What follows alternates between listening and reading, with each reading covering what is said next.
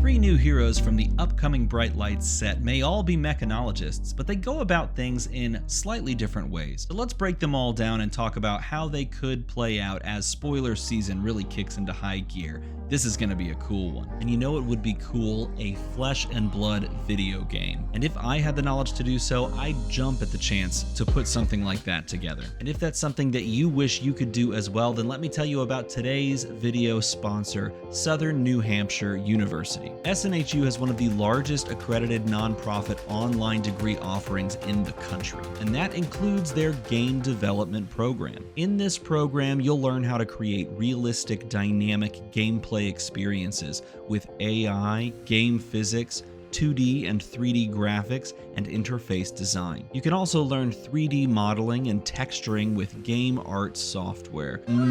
Look at that sweet, sweet texture. Courses are taught by faculty with real-world experiences that you can ask them about and learn from. And SNHU is radically affordable. Their online tuition rates are some of the lowest in the nation. So go to SNHU/DM-ARMADA. The link is in the description. Check out the degree programs available, take a look at the current average annual salary for a game design programmer, and go ahead and request free information about the program. Thank you so much to SNHU for sponsoring the video.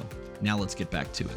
So let's start with the OG mechanologist in a brand new light. This is Dash Database. This is the young version of the new Dash that we have in this set. She is a 4 intellect, 18 health mechanologist young hero that says you can look at the top card of your deck at any time. You just pick it up, look at it, put it right back anytime you want, your opponent's turn, your turn, and it works perfectly with her second effect, which says once per turn, you may play a mechanologist item with cost 0 or 1 from the top of your deck as though it were an instant. It costs an additional 1 to play, but you can play it at any point, which means effectively you're starting with your 4-card hand, but you can even think of just the top of your deck as sort of a 5th card because you're always looking at it, and at any point you can choose to pitch a card from your hand to play that item if you find one.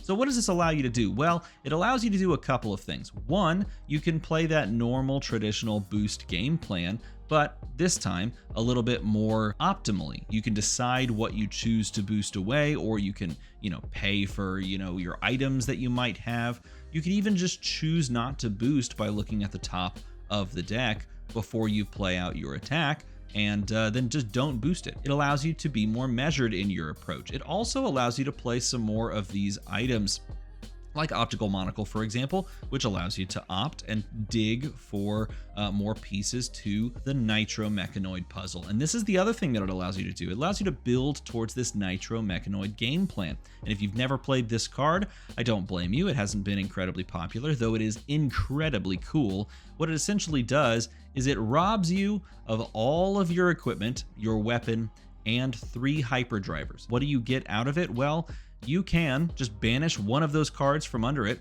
and attack for 5. And technically, if you're running Galvanic Bender, it actually attacks for 6, which is even beefier.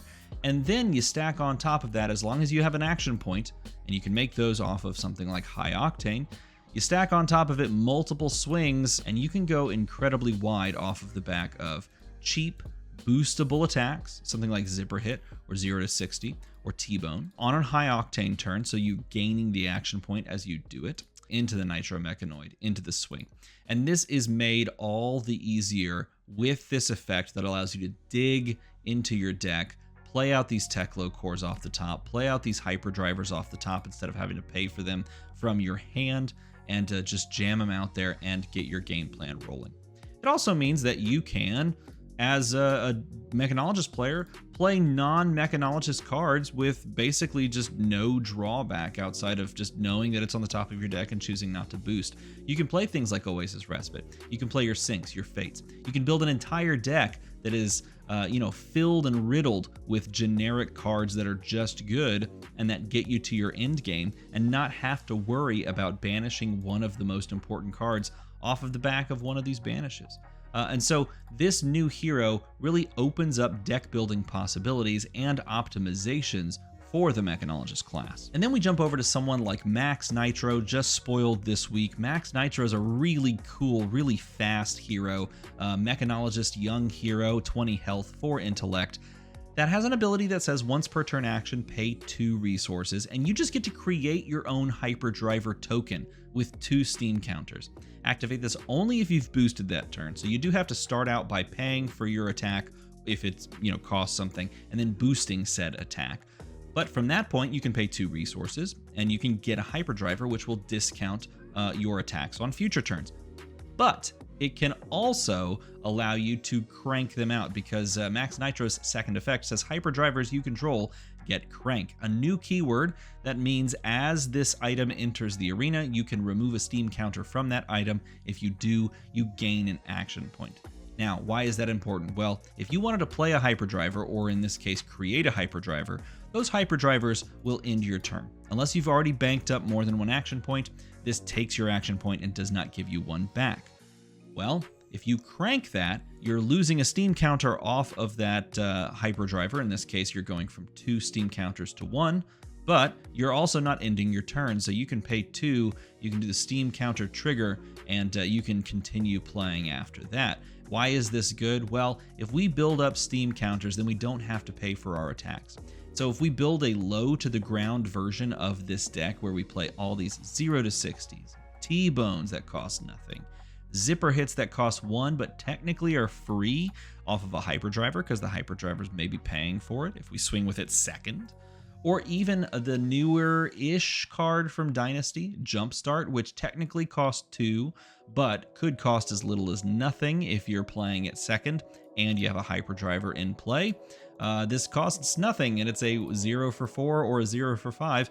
If you play these cards out in multiples on a turn, well, you can very easily play Maximum Velocity, and it fits perfectly with Max Nitro because Maximum Velocity is going like insane. This card can push a ton of damage, 10 damage off of 2 resources. As long as you go, 0, 0, possibly 0, you can do max velocity on just a really ridiculously low resource curve. So he is very much in the ability of just pushing massive boost damage, but he can also still play Nitro Mechanoid simply because he has access to high octane and cheap boostable attacks and good weapons. Though something interesting to point out on this hero, we haven't seen his signature weapon yet, but he actually makes really good use of Hanabi Blaster because he seems very consistently able to boost 3 times a turn.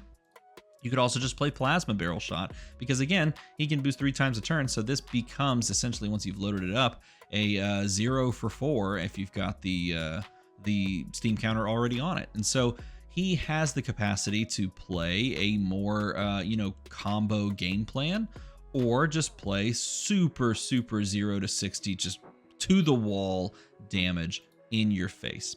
A very cool new hero and one I can't wait to pick up myself. And then finally we have perhaps the most confusing, or I guess should say shrouded in mystery hero of the bunch. Even though Teklevosin was the first hero to be spoiled from this new set, we have seen the least amount of cards, at least as far as what he wants to do, up till now. And why is that? Well, he is a 4 intellect, 20 health hero that allows you to play Evos from your banished zone. So if you boost them away and you have Evos sitting in your banished zone used as fodder to give go again to your attacks, well, all of a sudden you can just pay for them from your banished zone and play them. Now, how do you actually do that? Well, like you probably normally would play a card, most likely these Evos just play out like any other action would. So here's an Evo that we have seen. This is Evo Steel Soul Memory, and it essentially just allows you to equip this and transform this onto the headpiece that you actually have and you're wearing. If you didn't want to pay your action point to do that and pay the resource cost to do that, you can actually pay 3 resources. And then you can play that Evo as an instant. And when you do, you draw a card. So, for example, on something like Evo Energy Matrix, which could or could not be something that you might want to play, using it as a placeholder here, you can pay 3 for Teklevosin's effect. You can then pay another 3 for Evo Energy Matrix, and then equip this and transform this, gaining 2 block and battle worn. Seems really good, very defensive. And you draw a card. Now, in order to do that, you had to have boosted this away, or you have it in hand. And also you have to have 2 blues. Now these are blues in and of themselves, and that is pretty good because it does seem that his deck is going to be very blue heavy. He's going to be able to play at instant speed, and he does seem to be able to play more defensively. It seems like he wants to play defensively and use evos and their block values to his advantage, swapping them onto these base chests as he goes.